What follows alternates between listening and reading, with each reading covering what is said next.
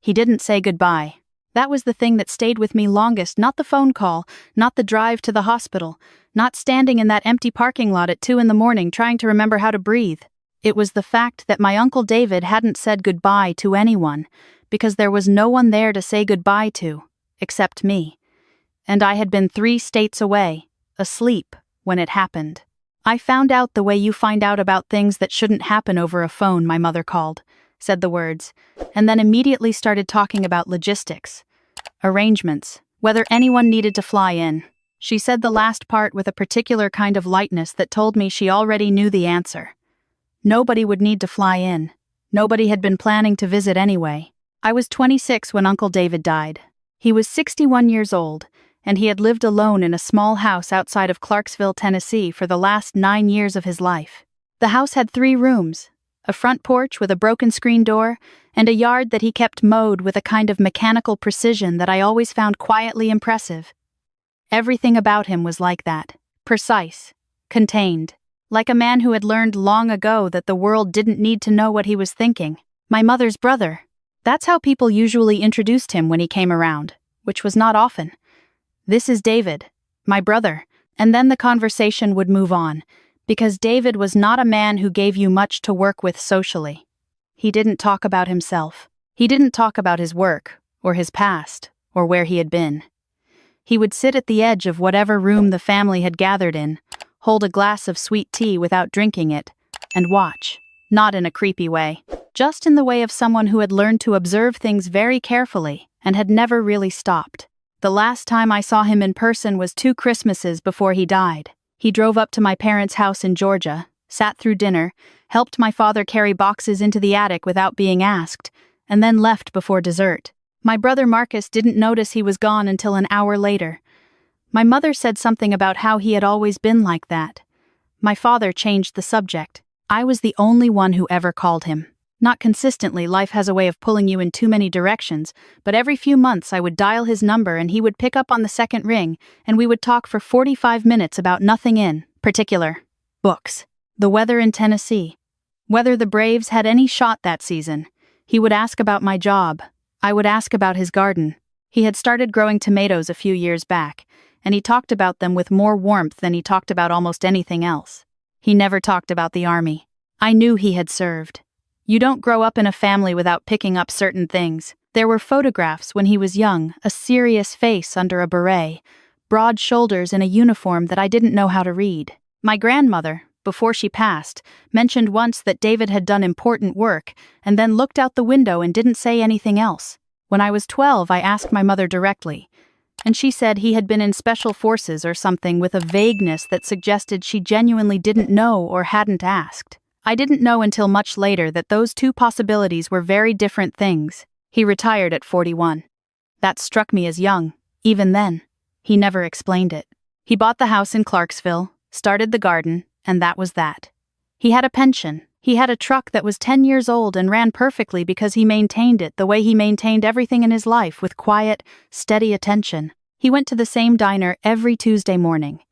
The woman who worked the counter there, Sandra, called him by his first name and had his coffee ready before he sat down. I know all of this because I asked her, after. She cried when I told her. She said he had been coming in for 7 years and she didn't know his last name until she saw it in the paper. That told me something about the kind of man he was, and about the kind of family we had been. When my mother called, I asked her who else knew. "I've called Marcus," she said. "And your Aunt Linda. And of course your father knows. Is anyone going?" I asked. A pause. Not long.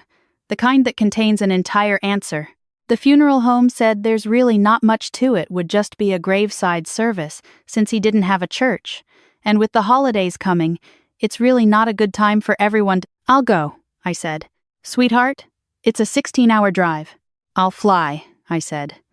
"I'll figure it out." Another pause, this one softer. "That's very sweet of you." I didn't say what I was thinking, which was that sweet had nothing to do with it. I was going because someone had to. Because the idea of David being lowered into the ground with nobody there, not one single person who had known him, who had eaten dinner with him, who had heard his voice, was something I couldn't square with any version of the world I was willing to live in. I booked a flight that night. I drove to Clarksville the next day and met with the funeral director, a soft-spoken man named Gerald who had clearly been in the business long enough to have seen every permutation of grief and its absence. He walked me through the arrangements with a gentle efficiency that I was grateful for. He mentioned that the VA had been notified, and that there might be some coordination through them regarding burial rites. He mentioned it carefully, watching my face. He was a veteran, I said, which felt absurd to have to confirm to anyone. Yes, ma'am, Gerald said. His records indicated service. There may be some folks from the VA who participate. They usually do, for veterans. I said that would be fine. I didn't know what that meant, exactly. I found out 2 days later. The graveside service was on a Thursday. Cold. Tennessee in December has a particular kind of cold that comes up from the ground rather than down from the sky, damp and settling, the kind that gets into your joints. I wore my good coat and my nicest boots, and I stood beside a casket draped with a flag, and I was, as I had understood I would be, the only family member present. There were 2 other people, Sandra from the diner, who had driven 40 minutes and brought a small bunch of flowers she was holding in both hands, like she wasn't sure what to do with them, and an older man I didn't recognize, maybe 70, lean, wearing a VFW cap and a jacket that hung on him like it had been bought for a bigger version of himself. He stood very straight despite his age. He didn't speak to me before the service. He just stood. The pastor said some words. The VA honor guard, 2 young soldiers who had driven up from Fort Campbell, folded the flag with an exactness that made my throat tighten. They handed it to me because I was the only family there. The older man in the VFW cap watched this without expression. Afterward, Sandra hugged me and said she was sorry and pressed the flowers into my hands and walked back to her car. I stood for a moment beside the grave, not ready to leave. The older man approached. He had kind eyes and a face that had been weathered by more sun than Tennessee could account for. "You're his family?" he said. "His niece," I said. "I'm the only one who came." He nodded, like this confirmed something he'd already suspected. "Raymond Aldridge," he said, and extended his hand. I didn't know David well. We connected through the VFW a few years back. He came to maybe 4, 5 meetings. Didn't say much. But he showed up. "That sounds like him," I said. Raymond looked at the grave. "He was a good man," he said. "Private, but good." He paused. "You taking care of his things?" "I'm going to the house this afternoon," I said. "His landlord has been very patient." Raymond nodded again. He reached into the pocket of his jacket and took out a business card, actual cardstock, the old kind, and handed it to me. "If you find anything you're not sure about," he said, militarily speaking, "give me a call. Sometimes things need context." I didn't know what that meant. I thanked him, and he walked back to his car with that same measured straightness, and I stood alone by my uncle's grave for another few minutes before the cold finally made me move. The house was exactly as I expected and somehow smaller. He kept it clean. The kitchen was ordered in a way that suggested habit rather than fussiness, everything in its place, not because he was precious about it, but because a place for everything made things simpler. The garden was dormant for winter but clearly tended. The tomato stakes were stored neatly against the back fence. His bedroom was sparse. A bed, a nightstand, a dresser. On the nightstand was a library book, a history of the Korean War with a bookmark about 2/3 of the way through. I sat on the edge of his bed for a while and looked at that bookmark and thought about how he had been planning to finish it, how that had been a reasonable thing to expect. I packed what seemed worth keeping, some clothes for donation, the library book I would return, a small framed photograph of my grandmother that he had kept on the dresser, a pocket Bible with a cracked spine. At the back of his closet, on the highest shelf, was a shoebox. I'm not sure why I almost didn't look. Something about the way it was placed, not hidden, exactly, but set apart. Like it was meant to be there, and not meant to be disturbed. But I was the only person cleaning out this house, and whatever was in the box would end up in a landfill if I didn't look at it. So I looked. Inside was a small collection of things. A folded piece of paper with a phone number on it, no name. A photograph of 5 men in tactical gear in front of what might have been a jungle or might have been a dense forest. It was hard to tell. And none of the men were identified, and the background gave away nothing useful. My uncle was not in the photograph, or if he was, I didn't recognize him without context. There was a small wooden cross, plain and sanded smooth. A folded letter that I didn't open because it felt wrong, like reading someone's diary, and I set it aside to think about. And at the bottom of the box, wrapped in a square of dark cloth, was a coin. Not a regular coin.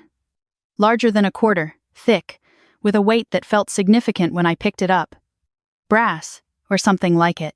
On one side, an eagle with its wings spread, holding something in each talon, and text along the edge that I couldn't fully make out without better light. On the other side, a motto and a symbol I didn't recognize. The whole thing had the quality of something official, ceremonial, almost. The edges were worn in the way that comes from being handled many times over many years. I turned it over in my hand a few times. I wrapped it back in the cloth and put it in my coat pocket. I didn't know what it was, but I knew it had meant something to him, and until I understood what, I wasn't leaving it in a shoebox. Raymond Aldridge picked up on the third ring. I was sitting in my rental car in Uncle David's driveway, and it was almost dark, and I had been turning the coin over in my fingers without thinking about it for the last 15 minutes. I found something, I told him. A coin. Large. Brass. An eagle on one side. A silence on the other end of the line that was different from the silence of someone thinking, more like the silence of someone very carefully deciding something. "Can you describe the other side?" he asked. I unwrapped it, told him what I saw, the symbol, the text, as much as I could read. Another silence. "Where are you right now?" he said. "In his driveway." "Don't leave it behind," he said. "That coin, take it with you. Take good care of it." He paused. "I'm going to make some calls. There are people who would want to know about this." "About a coin?" I said. "About David," he said quietly. "About who David was." I flew home. I went back to my apartment in Charlotte, went back to my job, went back to the particular texture of ordinary life that always feels slightly unreal in the weeks after a loss. I put the coin in the drawer of my nightstand, next to the library book, which I had paid the lost book fee for because I couldn't bring myself to return it without finishing it first. My mother called once to ask how the service went. I said it was fine. I said he would have liked it being quiet. She said that was good and then asked if I had made any decisions about Christmas. Marcus sent a text 3 weeks later. "Sorry, I couldn't make it down." How was everything? I read it and put my phone face down on the counter and didn't answer until the next morning because I needed the night to make sure I would answer without saying something I couldn't take back. Raymond called me in January. "I talked to some people," he said. "There's a man who would like to speak with you, if you're willing." He said he knew your uncle. "What kind of man?" I asked. "Retired Army," Raymond said. "He's asked me not to say more than that over the phone." He paused. "I know how that sounds. But I've known him a long time. He's trustworthy." I said I'd think about it. I thought about it for 4 days. I called Raymond back and said yes. We met at a diner outside of Fort Bragg, which is called something else now, but which everyone in that world still calls Fort Bragg. The man Raymond had mentioned was already there when I arrived, a booth in the back corner, coffee in front of him, reading nothing, just sitting with the stillness of someone who had learned to wait without fidgeting. He stood when I approached. Tall, late 60s, silver-haired, a handshake that was firm without making a point of it. He said his name was Thomas. He didn't offer a last name and I didn't ask. We sat. I ordered coffee. He watched me take the coin out of my bag and set it on the table between us. His face did something then that I wasn't expecting. Not drama, no sharp intake of breath, no theatrical reaction. Something quieter and more complicated. His jaw tightened. He looked at the coin for a long moment, and then he looked at me. "Where did you find this?" he said. "In his closet," I said. "In a shoebox. At the back." He nodded slowly.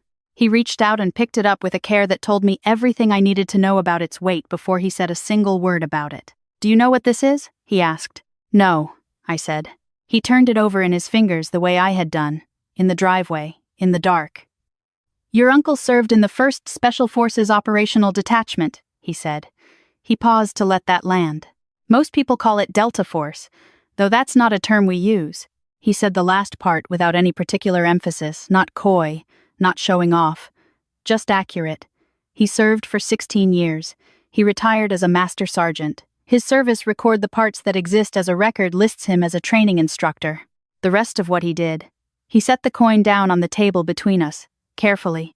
The rest is still classified. I sat with that for a moment. My family didn't know. I said. No, he said. They wouldn't have. That was intentional. He chose not to tell people. And in his line of work, that choice was also a kind of professional discipline.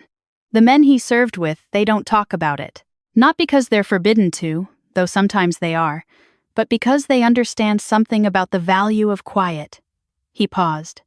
Some of them carry it for so long that the quiet becomes who they are. They don't know how to put it down. I thought about David at Christmas dinner with a glass of sweet tea he never drank. David mowing his lawn with mechanical precision. David asking about my job and my car and my life with a steady, genuine attention that I had always appreciated without fully understanding. He was watching out for us, I said.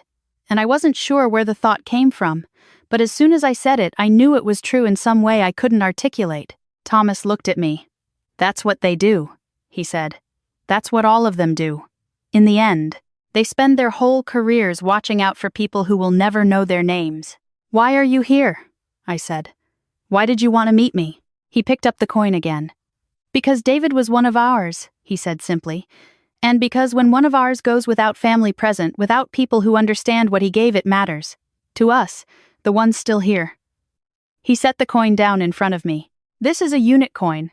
It doesn't leave the family. He kept it, which means he wanted it kept. I wanted you to know what you're holding. I looked at the coin, the eagle, the worn edges. What did he do? I said. Specifically, can you tell me anything? Thomas was quiet for a moment. He saved lives, he said finally. A lot of them. In places that don't appear on the itinerary of anything officially sanctioned. He made decisions under conditions that most people will never understand, and he made them correctly. And he came home, and he never asked anyone to acknowledge it.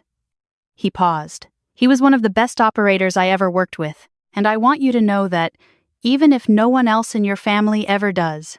I drove home from Fort Bragg with the coin in my coat pocket, and my hands very steady on the wheel and my eyes dry right up, until I pulled off the highway into a rest stop in South Carolina and sat in the parking lot for a while. I called my mother. She picked up after 2 rings.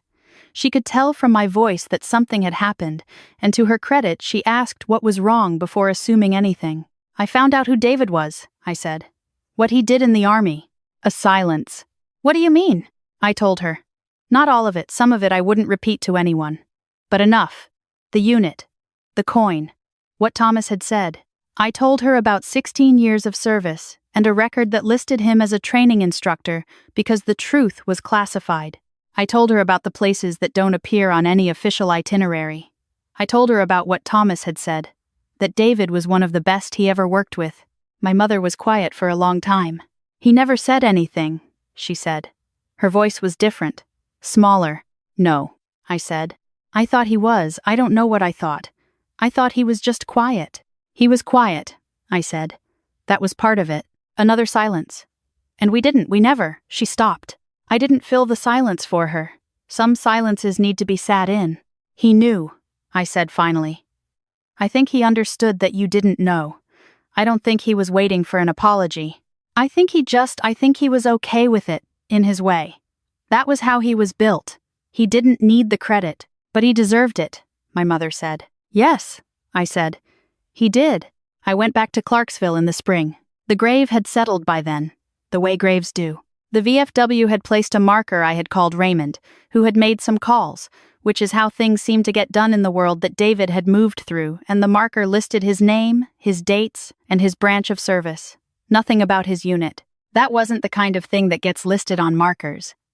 But people who know what the marker doesn't say. I brought the coin. I had been carrying it for months by then, in my coat pocket mostly, taking it out sometimes in the same automatic way I had seen him hold things careful, present. I understood now why its edges were worn. I stood at the grave for a long time. It was a Thursday. Cold still, but with that early spring quality where you can feel the warmth trying to push through. A cardinal landed on the branch of the nearest tree and sat there for a moment like it had somewhere to be but wasn't in a hurry. I didn't put the coin down. I had thought about it, whether to leave it with him. But Thomas had said, it doesn't leave the family. And David had kept it, which meant he had wanted it kept. So I kept it. What I did instead was this. I stood at the grave, and I said out loud the things I wished I had said to him when I had the chance. I told him I was sorry I hadn't visited more. I told him about finishing the Korean War book, which I had, in February, staying up past midnight, to get through the last 50 pages, and I told him my summary of it, which I think he would have had opinions about.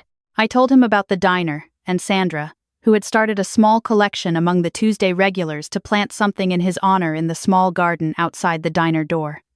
Tomatoes.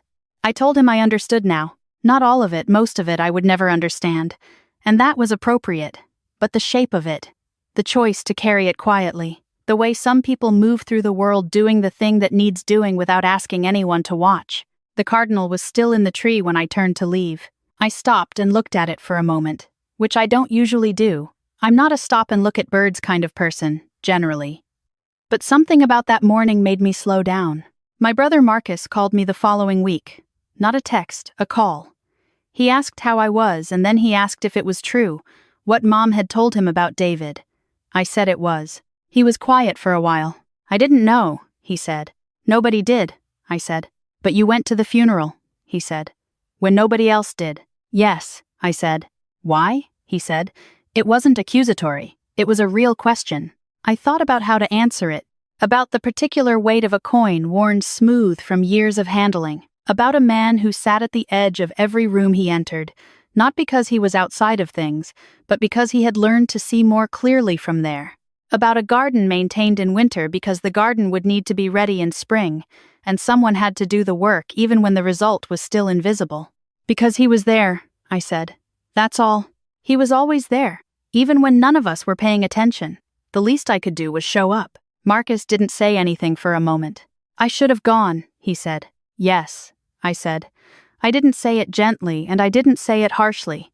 Just plainly. You should have. Another silence. Longer this time. Is there anything left? From his things? I have the coin, I said. And a photograph I'm not sure how to identify. And a letter I haven't decided whether to open. What kind of coin? And so I told him. The same way Thomas had told me, with that same careful steadiness. I told him about the unit, about the 16 years, about the places that don't appear on official records. I told him what Thomas had said, that David was one of the best operators he ever worked with, and I heard my brother's breathing change on the other end of the line. God, Marcus said finally. And we just let him sit there. Yes, I said. For years. Yes. I heard him exhale. A long, slow breath. Why didn't he say anything? Because that's not who he was, I said. He did the work. He didn't need the audience. I paused. But Marcus, that's not an excuse. For us. For not owing up. He didn't need us to know what he did. He just needed us to know him. And we didn't do that. I didn't do that enough either. He was quiet for a moment. Then, what do you do with that? It was the right question. Probably the most important question. I don't know, I said honestly. I think you start paying attention.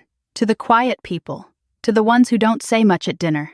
The ones who help carry boxes without being asked and leave before dessert. The ones who have done things you'll never fully know about. I thought about the coin in my nightstand drawer, next to the finished library book. You don't wait for them to tell you who they are. You show up. The letter is still sealed. I've thought about opening it many times. I've held it up to a light, as if I could read it through the envelope, which of course I couldn't. I've set it on my kitchen table and looked at it over coffee and then put it back. Some evenings I take it out and just hold it, the same way I hold the coin. That same automatic weight. I think I'll open it eventually. When the time is right, though I couldn't tell you how I'll know when that is. There's something about it that doesn't feel finished yet, like there's a question the letter is waiting for me to be ready to ask. In the meantime, I keep the coin. I carry it sometimes in my coat pocket on days when I'm doing something difficult, which I recognize, sounds strange, but I find it steadying. That weight, that worn edge. The knowledge of what it represents, not just the official thing, the unit and the years and the classified record, but the human thing underneath all of that. A man who chose to do hard work in the dark, without applause, because someone had to and he was the person who could. There is a kind of courage that looks like silence. I didn't understand that before. I'm still learning what it means. What I know is this. The quiet people in your life are not quiet because they have nothing to say. Some of them are quiet because what they carry is too heavy, or too classified, or too far beyond the vocabulary of ordinary dinner conversation to put into words easy. Some of them are quiet because they decided long ago that the work was more important than the credit, and they have lived by that decision so long and so completely that they wouldn't know how to ask for recognition even if they wanted it. Pay attention to those people. Not when it's convenient. Not when the logistics line up. Not after they're gone. Now, while there is still time, while they are still sitting at the edge of the room with a glass of sweet tea they haven't touched, watching everything with that steady, careful attention, go sit next to them. Ask them about their garden. Listen like it matters because it does, even when you can't see how yet. That's what I would tell myself, if I could go back. I would stop walking past the edge of the room. I would pull up a chair. I would stay.